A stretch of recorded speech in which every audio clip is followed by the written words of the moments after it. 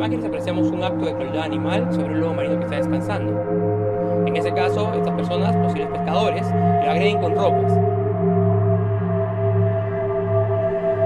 Una expresión que se va repitiendo a lo largo de la costa peruana debido a la competencia que existe entre lobos y pescadores.